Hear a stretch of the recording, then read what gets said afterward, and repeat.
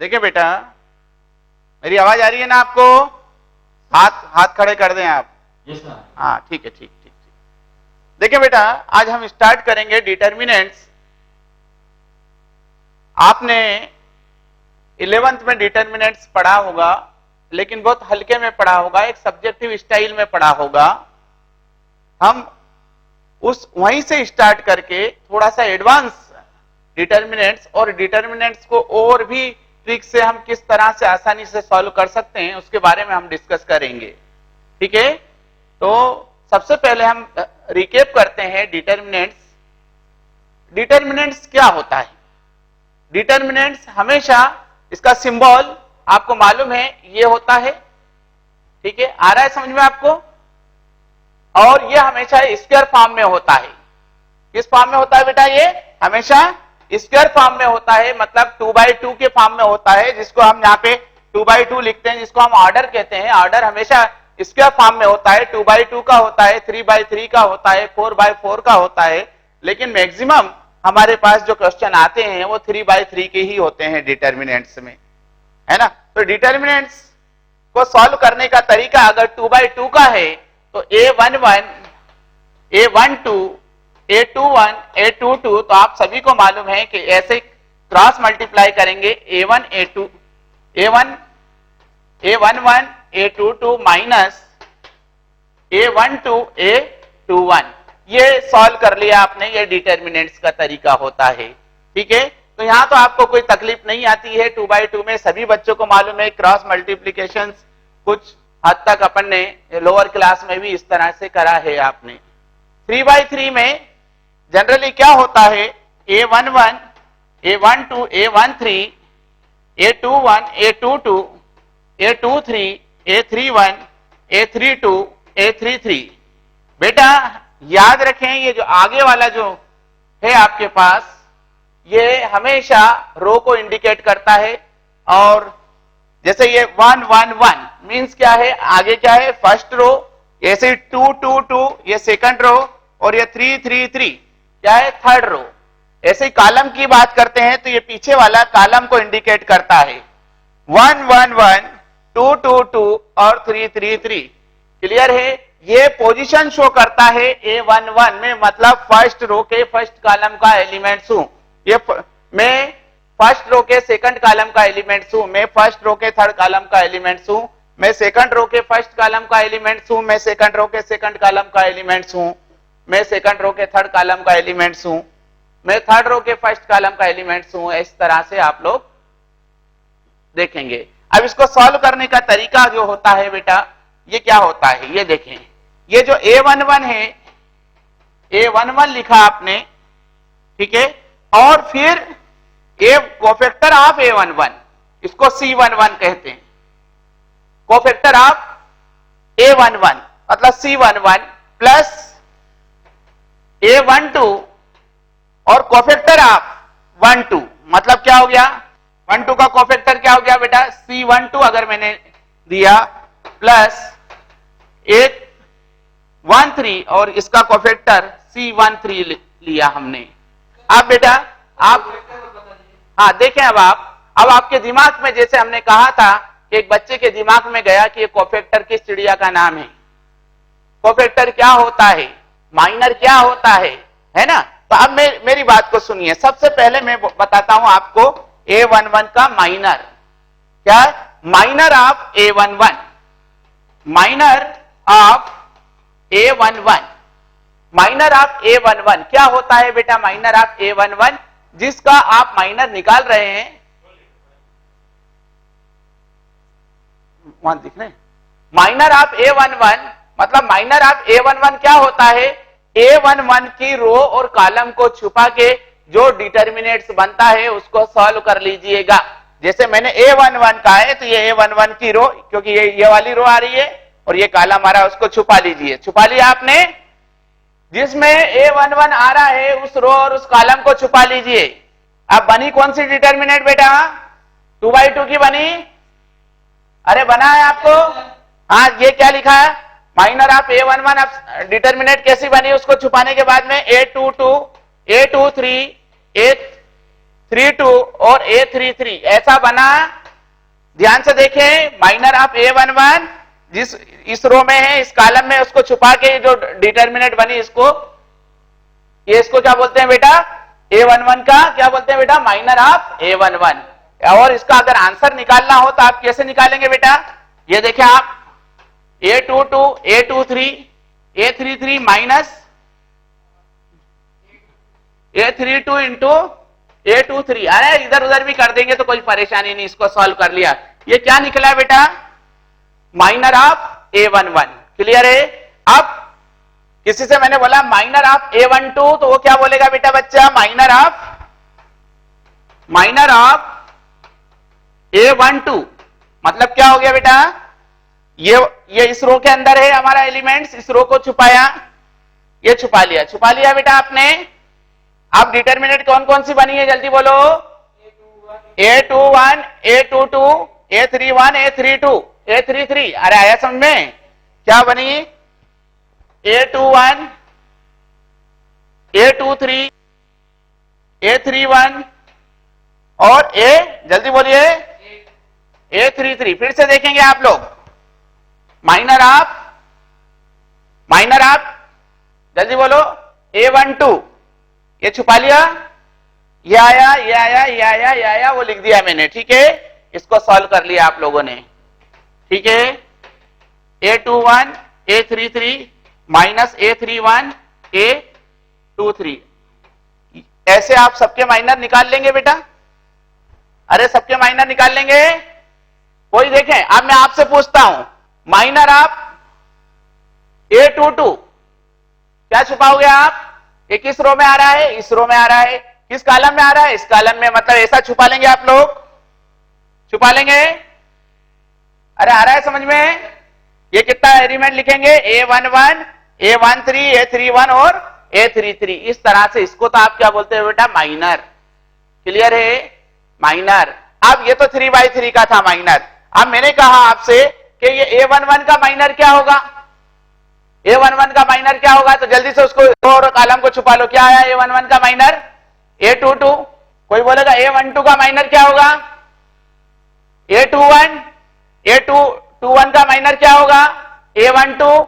A22 का minor क्या होगा? A11। अरे आया समझ में? उस रो और उस कॉलम को छुपा लें जिसमें एलिमेंट्स है। आ गई बात समझ में? अब आ रहे हैं हम कोफैक्टर के बारे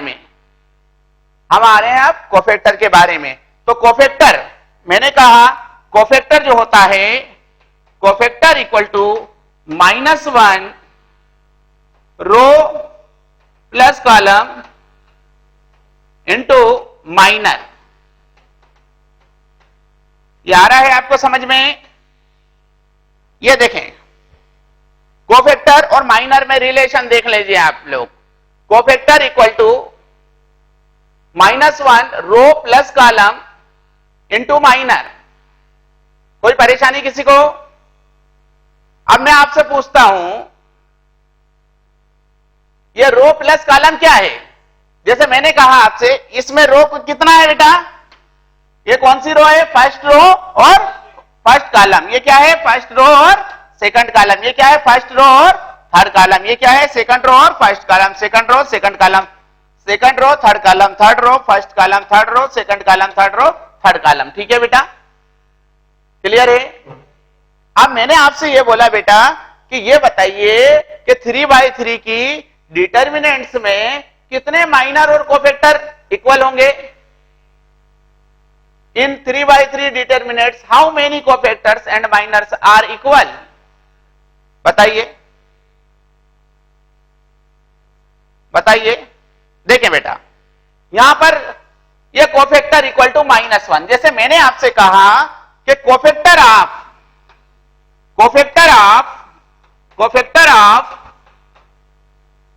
A11 यानी कोफैक्टर ऑफ A11 निकालिए। तो आप क्या करेंगे बेटा? यहां पर इसको एक नाम दे दिया कोफैक्टर को कि ये भाई कोफैक्टर निकाल रहे हैं इसको, इसलिए इसको C11 नाम दे दिया। अब आपने क्या करा? ये -1, ये रो कितने, रो कौन सी है बेटा? ये 1। कॉलम भी कौन सा है बेटा? 1। और इनटू माइनर। माइनर मतलब उस, अब माइनर कैसे निकालते हैं 1 का माइनर? अभी आपने निकाल रखा है, ये निकाल रखा है। अरे आ रहा है समझ में?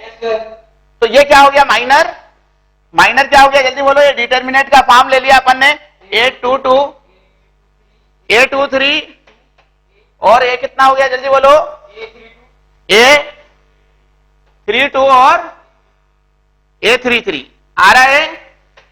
क्लियर है? कोई गड़बड़ किसी भी बच्चे को आया समझ में? तो आप बताइए ये वाला क्या हो गया, -1 का स्क्वायर हो गया ना? अरे -1 की पावर 1 + 1 2 हो गया ना आपका? तो माइनर और कोफैक्टर क्या हो गया? अरे यही तो माइनर था। अरे कोफैक्टर इक्वल टू भी माइनर हो गया कि नहीं हो गया? अरे आया, ये रहा ना आपका माइनर और यही कोफैक्टर हो गया ना? आया?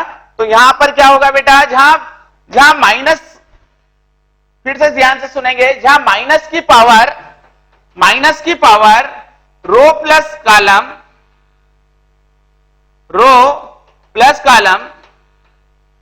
मतलब row plus column in sum of row plus column, मेरी बात आ रही है समझ में? ये क्या हो जाए बेटा, इवन हो जाए। इवन हो जाए मीन्स क्या हो जाए, इनका सम जो आया रो और कॉलम की पोजीशन का सम अगर इवन आ गया, मतलब 2 4 6 8 इस तरह से आ गया आपके पास, तो आप क्या बोलेंगे, -1 की पावर इवन हो जाता है तो माइनस की जगह क्या हो जाता है बेटा, वो प्लस हो जाता है। और अगर ये माइनस हट जाता है ये वाला, तो क्या हो जाता है, cofactor equal to minor, cofactor equal to minor. मेरी बात आ रही है समझ में? मेरी बात आ रही है सबको? अब देखें, अब आप लोग, मैंने कहा ये 3/3 में कितने माइनर और कोफैक्टर इक्वल होंगे, तो आप बोलेंगे कि इसका माइनर और कोफैक्टर क्या हो जाएगा, इक्वल।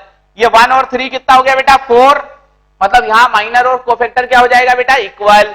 यहां पर क्या हो जाएगा, 2 2, अरे 2 और 2 क्या हो गया, 4, -1 की पावर 4, मतलब माइनस का साइन हट गया, मतलब ये वाला पोर्शन हट गया, तो क्या हो जाएगा, कोफैक्टर इक्वल टू माइनर। अरे मेरी बात आ रही है समझ में? ये यहां पर क्या हो जाएगा बेटा, माइनर और कोफैक्टर क्या होंगे बेटा, इक्वल होंगे, लेकिन साइन क्या होगा, अपोजिट होगा। अरे होगा ना, क्योंकि 2 + 1 3, -1 की पावर 3, मतलब माइनस का साइन रहेगा, तो क्या बोलेंगे, cofactor equal to minus minor. यहां पर क्या हो जाएगा, 2 3, 2 + 3 क्या हो गया, -5, -1 की पावर 5, तो -1 की पावर 5 मीन्स क्या हुआ बेटा, माइनस रहेगा। यहां पर देखें आप लोग, 3 2, -1 की पावर 3 + 2, मतलब -1 की पावर 5, मतलब माइनस रहेगा। तो मैं क्या कह रहा हूं, कोफैक्टर और माइनर 3/3 के डिटर्मिनेंट्स में कहां इक्वल होंगे, 1 2 3 4 और 5। क्या बताया मैंने, -1 की पावर, -1 के ऊपर पावर अगर इवन हो जाए तो कोफैक्टर इक्वल टू माइनर, -1 के ऊपर पावर कितनी हो जाए, इवन हो जाए तो कोफैक्टर इक्वल टू माइनर। मेरी बात आ रही है समझ में, है ना?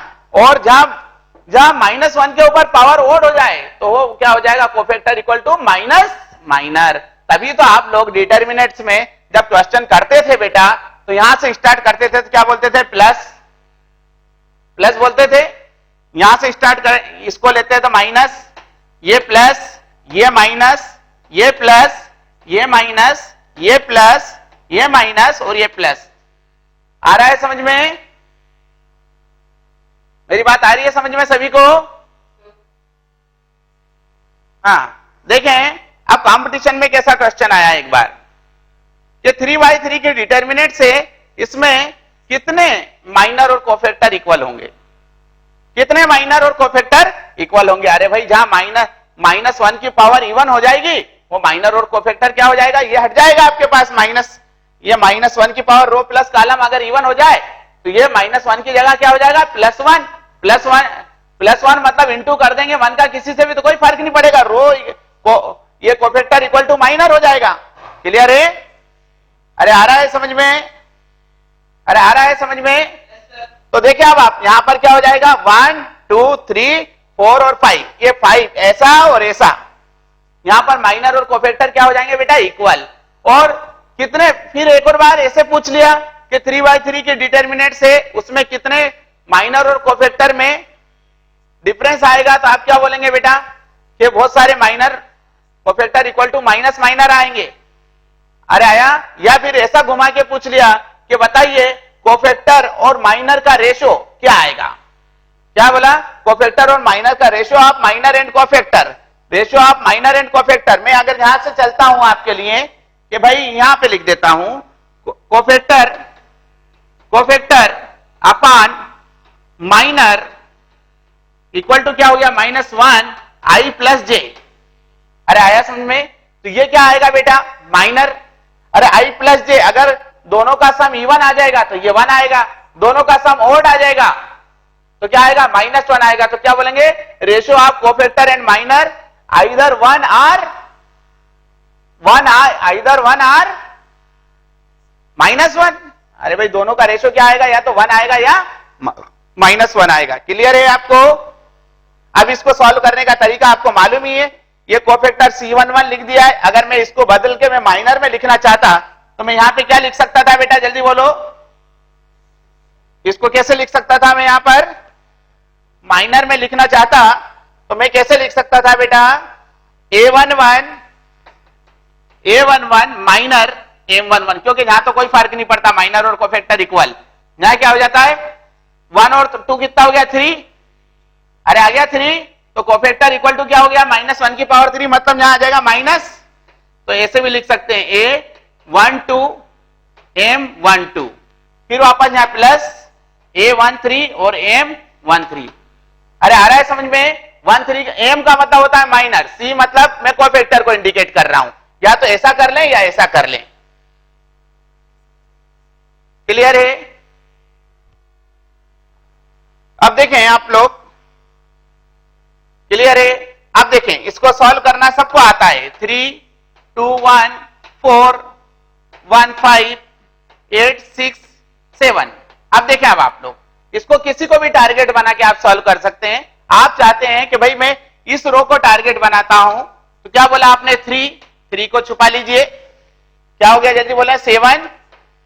7 माइनस, जल्दी बोले, 30।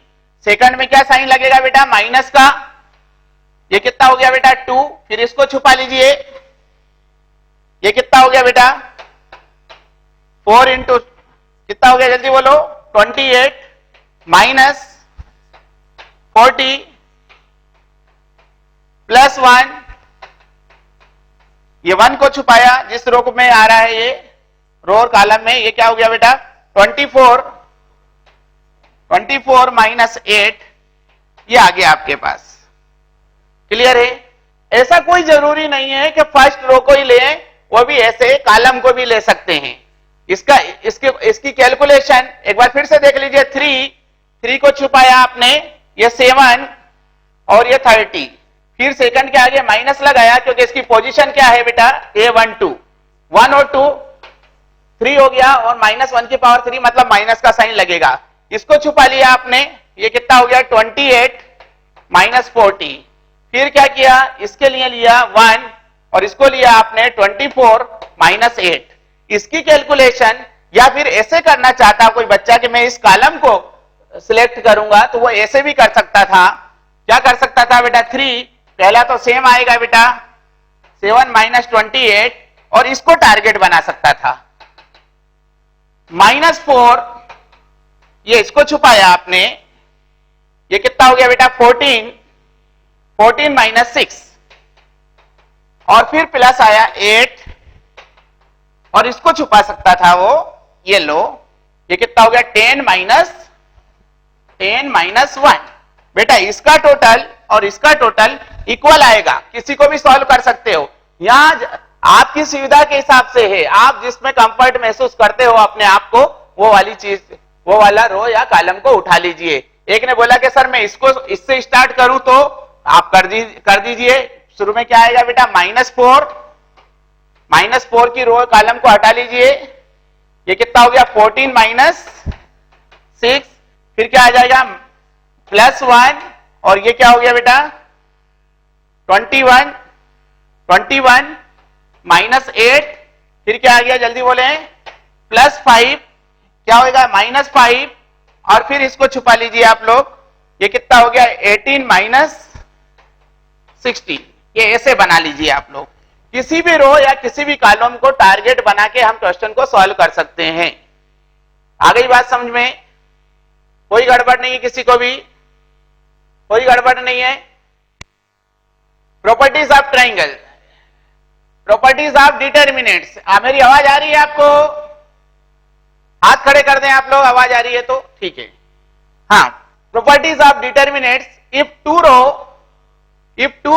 रो or two columns of any, if two row or two columns are equal or multiple, or if two row or two columns,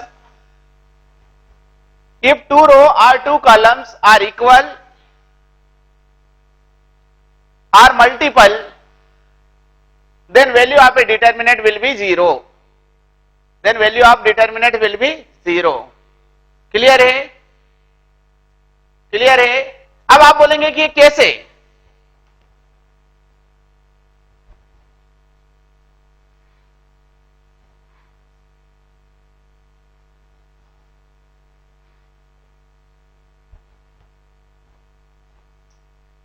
suppose कीजिए 1 2 3 5 7 6 1 2 3। क्लियर है? ये फर्स्ट रो और थर्ड रो इक्वल। अब आप इसको सॉल्व करेंगे, ये कैसे भी सॉल्व कर लीजिए आप लोग। 1, ये कितना हो गया 21 minus 12 minus 2 15 minus 6 plus 3 10 minus 7। देखिए अब आप लोग, ये कितना आया बेटा 9, ये कितना आया बेटा 9 18, और ये कितना हो गया 3 3 3 प्लस 3 9। ये देखें अब आप लोग, क्लियर है?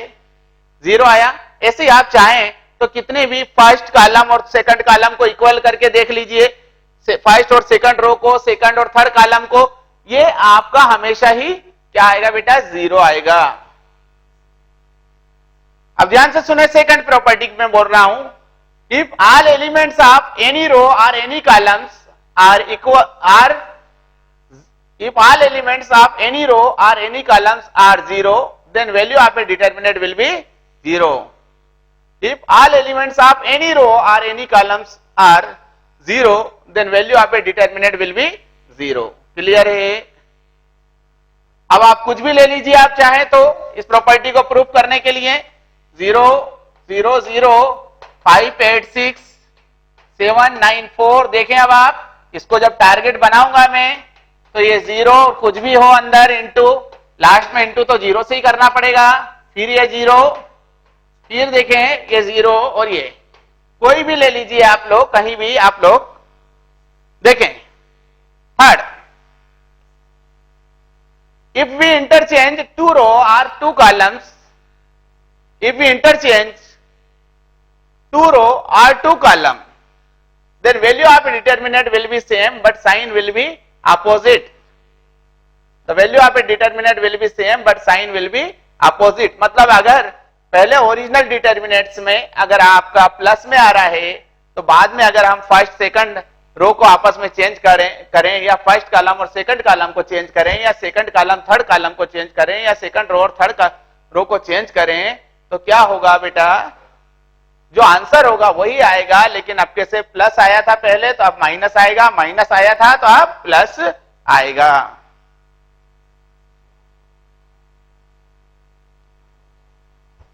अब देखें इसके बाद 4,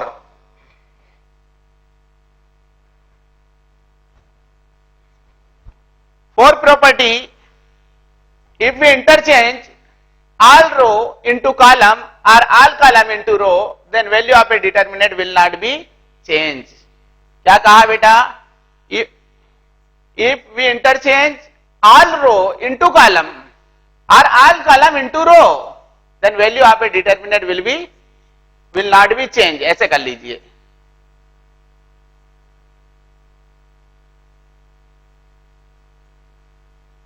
मेरे कहने का मतलब है 2 5 8 3 9 6 और 7 5 2, ये है आपके पास, ये डिटर्मिनेंट्स है।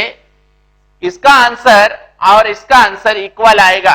ये फर्स्ट रो को मैं ऐसे चेंज करता हूं 2 5 8, सेकंड रो को 3 9 6, थर्ड रो को 7 5 2। तो ये क्या है बेटा, सेम है, ये दोनों क्या है बेटा, सेम है। क्लियर है? अब देखें, हम डिटर्मिनेट्स में से, डिटर्मिनेट की किसी भी रो में से कोई सी भी रो को हम माइनस कर सकते हैं। पहले ध्यान से सुनेंगे मेरी बात। ये क्या है बेटा, ये थोड़ी सी देर के लिए इसको फर्स्ट R1 कहते हैं, फर्स्ट रो, इसको सेकंड रो, इसको थर्ड रो, ऐसे इसको क्या कहते हैं बेटा, फर्स्ट कॉलम, इसको सेकंड कॉलम और इसको थर्ड कॉलम। क्लियर है? अब मैं डिटर्मिनेट्स में अगर मैं कोई भी ऑपरेशन लगा दूं, C1 minus C2, R1 plus R3, C2 minus C3, C1 और C2 में 5 से मल्टीप्लाई करके C2 में से माइनस कर दूं, किसी से भी मल्टीप्लाई नहीं करना है, खाली मल्टीप्लाई करके प्लस करना है या माइनस करना है, तो डिटर्मिनेट्स में कोई भी फर्क नहीं आता है। आया? डिटर्मिनेट्स में कोई भी फर्क नहीं आता है। क्या कहा मैंने कि मैं किसी भी रो को किसी भी रो से मैं माइनस कर सकता हूं, प्लस कर सकता हूं, किसी नंबर का मल्टीप्लाई करके माइनस कर सकता हूं, प्लस कर सकता हूं, पर खाली मल्टीप्लाई नहीं करेंगे और डिवाइड नहीं करेंगे। डिवाइड, मल्टीप्लाई और डिवाइड करने के बाद प्लस या माइनस करना जरूरी है, तो उसमें डिटर्मिनेट्स में कोई भी फर्क नहीं पड़ता है। आ रही है बात समझ में? अब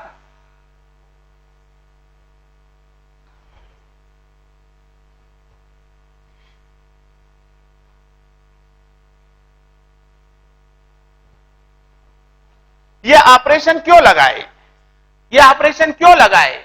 देखिए बेटा, इस ऑपरेशन को लगाने के पीछे रीजन क्या था। जैसे मैंने कहा आपसे 11 13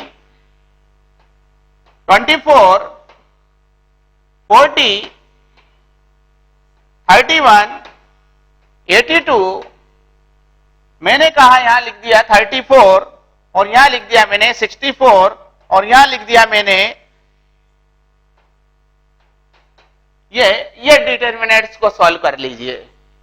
तो एक बच्चा जब प्रॉपर्टी उसको मालूम है, प्रॉपर्टी का यूज करना उसको मालूम है, तो वो इस प्रॉपर्टीज को इसको सॉल्व नहीं करेगा। ऐसा नहीं करेगा कि 11, ऐसा नहीं करेगा कि 11 और 40 में इसका इंटू कर दिया, 40 इंटू 113 माइनस 82 इंटू 64 माइनस 23 और 24 इंटू 113 माइनस 31 इंटू 64 और प्लस 34 24 इंटू 82 माइनस 31 इंटू 40। ऐसे नहीं करेगा, ये नहीं करेगा, ये इस तरह से नहीं करेगा। जब उसको मालूम है कि मैं किसी भी रो में कोई सी भी रो प्लस कर सकता हूं, माइनस कर सकता हूं, किसी से मल्टीप्लाई करके प्लस कर सकता हूं, माइनस कर सकता हूं, तो वो ऑपरेशन जरूर लगाएगा।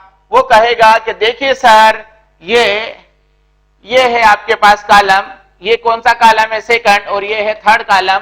अगर उसने ये बोला कि एक ऑपरेशन ऐसा लगा दीजिए सर, C2 माइनस C3, बेटा ये C2 माइनस C3 का मतलब भी चेंजेस कहां से आएगा बेटा आपके पास? या मैं इसको ऐसे कर दूं, C3 minus C2, C3 minus C2, मतलब चेंजेस कहां होगा? C3 में। इसको बहुत से राइटर ऐसे भी लिखते हैं C3 और ये एरो बना देते हैं, C3 में चेंजेस क्या आया? C3 minus C2। अब C3 माइनस C2 मतलब थर्ड कॉलम में से सेकंड कॉलम हमने माइनस कर दिया। तो ये डिटर्मिनेंट्स कैसी बन गई बेटा? 11 24 31, ये तो एज इट इज ही रहेगा, 23 40 और 82, और ये माइनस होके ये क्या हो गया बेटा? 11, ये कितना हो गया? 24, और ये क्या हो गया बेटा? जल्दी बोलो, 31। ऐसा हो गया बेटा आपको? अरे आ रहा है समझ में? आ रहा है? अब ऐसा होने के बाद में उसको अपनी प्रॉपर्टी का ध्यान आएगा कि सर आपने बताया था इफ 2 रो और 2 columns are equal then value of a determinant will be 0, मतलब फर्स्ट कॉलम और थर्ड कॉलम सर इक्वल आ गया है, इसलिए इस डिटर्मिनेंट्स की वैल्यू क्या होगी, 0 होगी। क्लियर है, करने की जरूरत नहीं रहेगी।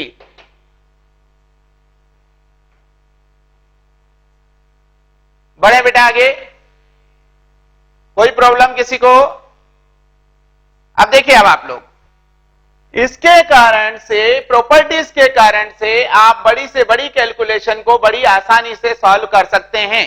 किसी ने कहा कि ये 441, 442, 443, 444, 445, 446, 447, 448, 449, ये इसका आंसर क्या होगा? एक बच्चा ऐसे तो करने में तो बहुत टाइम लग जाएगा और विथ फैमिली करना पड़ जाएगा इनटू, ऐसे करेंगे तो 441 इसका इंटू इससे माइनस किया, फिर -442 ना। हमने प्रॉपर्टी याद किया है, प्रॉपर्टी को यूज किया। हमने प्रॉपर्टी कौन सी लगाया है बेटा? 3/3 में मैक्सिमम प्रॉपर्टी एक साथ कितनी लग सकती है? 2। 4/4 में कितनी लग सकती है? 3। और 2/2 की डिटर्मिनेंट में ज्यादा से ज्यादा एक प्रॉपर्टी लग सकती है एक बार में। तो आपने क्या बोला? एक बच्चे ने बोला कि सर C2 - C1 कर दीजिए और C3 - C2 कर दीजिए, मतलब C2 को C1 से माइनस कर दीजिए। बताइए क्या आएगा ऐसा करने से? ऐसा करने से क्या आ गया बेटा? ये तो एज इट इज रहेगा 441, ये 444, ये कितना आ जाएगा? 447। अब माइनस चेंजेस कहां आता है? आगे वाली में, यहां पे। ये कितना आ जाएगा बेटा? 1, ये 1, ये 1, और C3 - C2, ये कितना आ जाएगा बेटा? वापस से 1, 1, 1। अब देखें बेटा, यहां पर देखने के बाद आपको कुछ कुछ हो रहा होगा। हो रहा है? क्या आंसर आएगा इसका? आपने बोल दिया 0। क्लियर है? बढ़े बेटा आगे।